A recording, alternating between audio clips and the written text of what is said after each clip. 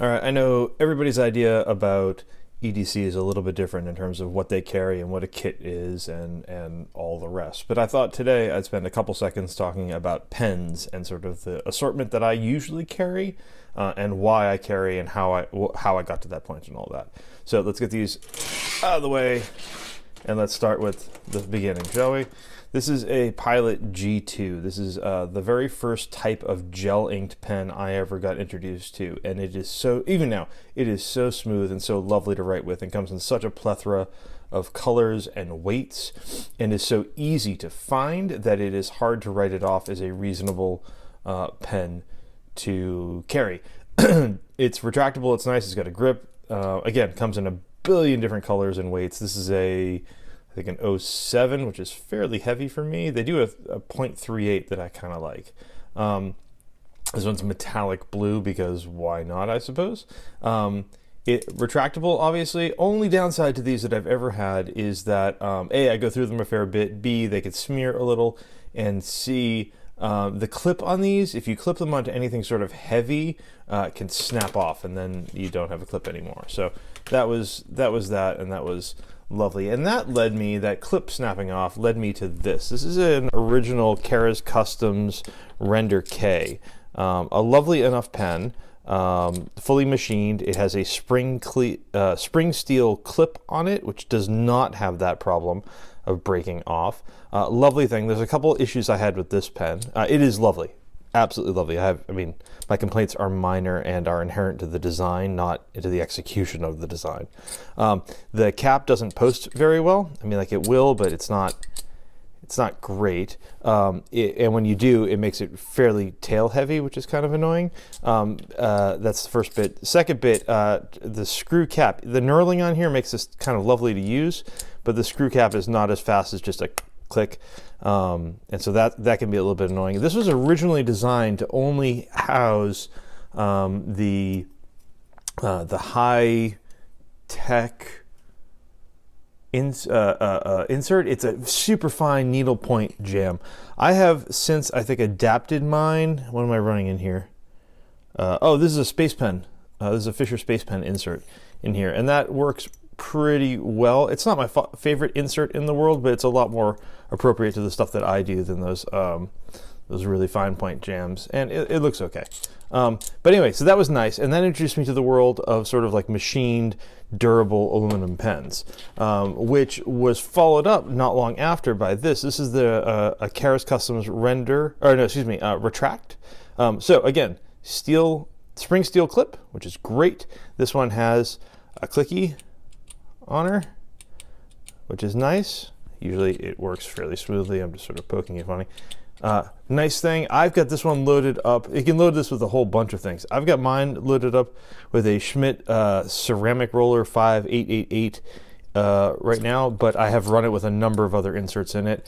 A lovely pen. This is a great everyday carry pen. It is durable, it's beefy, it is not so expensive that it becomes precious like some of the really expensive fountain pens can be. I don't have any of the weird variants that are like half copper or half brass or half anodized or Darlin or whatever. This is like just an original aluminum simple pen. Gets a lot of looks and a lot of compliments from people that are not pen dorks when I have that with me. The follow-up to cheap, accessible, and decent from the G2 over here has been this guy. This is a Univille Signo Micron 207 micron, ultra micro. These are pretty cool. This is a gel inked pen. It clicks. It has the exact same clip issues. The clip seems to be somewhat less fragile than the G2 clip, but it doesn't have a lot of capacity. So this is not something you want to clip into like the pocket of your jeans and wander around with. I don't think it'd be entirely comfortable anyway. This guy is nice, very fine point, excellent writing. The ink on these is actually tamper proof. So these are, if you're writing checks or doing anything that's got sort of like, I don't know, that needs sort of security that someone's not going to bleach out the ink and reuse or whatever. These are great for that. Not super hard to find, really lovely writing, and a nice fine line. So this I find to be, me personally, I find this to be an upgrade over a G2. The caveat being not as many colors and not as easy to find. Not hard, but like you're not going to walk into like your local Staples and find an assortment of these. So there's that.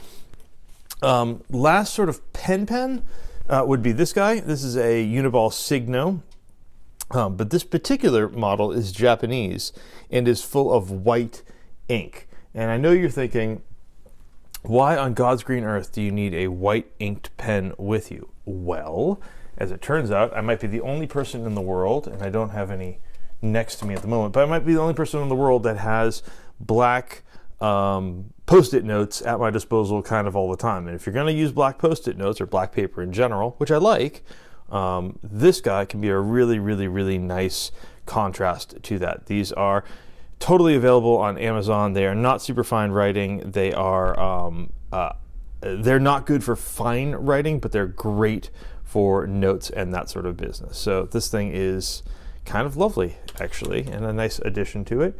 And then for pencils, I've been carrying, I used to carry a Pentel. I probably still have them around. Pentel makes some, Pentax makes some really lovely mechanical pencils, and I've been using them for a really long time. I am not overly fancy with my mechanical pencils. That is to say, I tend to run 0.5 millimeter HB leads. This is a Rotring. Oh my God, why will you not focus today? What is with this? Is it just, let's see. Will you focus? That doesn't look like it's in focus to me. So this is a Rotring. Yeah, it's just having trouble with it. This is a Rotring. This is a 500 series mechanical pencil. This is not the big expensive 800 series that everybody sort of really wants, but I would say you should really consider these for the price that they are. They're inexpensive.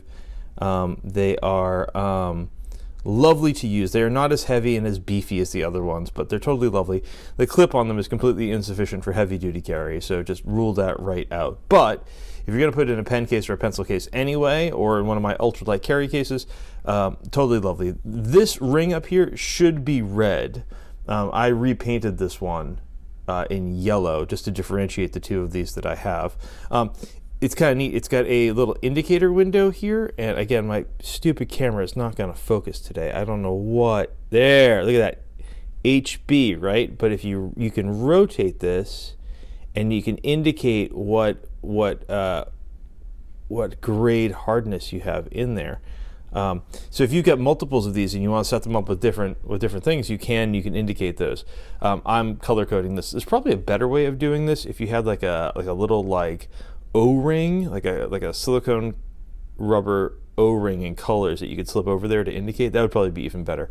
But they do have a tiny little replaceable eraser in there, and they're just a lovely form factor. The knurling down here is really crisp and nice to use. And then the last couple things that I usually carry with me, I like having a Sharpie with me, if for no other reason than I need something that will write on my hand for notes, and these retractable Sharpies have a fairly nice fine point and are really convenient for doing that. So I do try to carry one of those with me. Failing that, or in addition to that, these double-tipped Sharpies can be lovely. If you've not seen these, they're a regular sort of like fine on this end, and then on this end they call it an ultra fine. There you go. And it's kind of like that retractable tip on those. And these are great for being able to do sort of like fine scribble notes and then big labeling notes if you only want to carry the one thing and not two. So that is, these guys don't normally roll with me these days. I keep them at the desk, but that assortment right there is sort of a normal pen loadout for me. Having both of these is a little redundant, but you know, whatever. But this is my normal sort of run, I would say, not including any weird drawing markers or like Copics or like whatever that I might be carrying with me in a given day for sketching. So there you go. That's my normal pen loadout. If you're looking for absolute practicality, it's this. You could get away with just rolling with one of these pretty much every day and be totally fine. But I'm spoiled, so I've got the good stuff. Anyway, thanks for watching. Talk to you next time.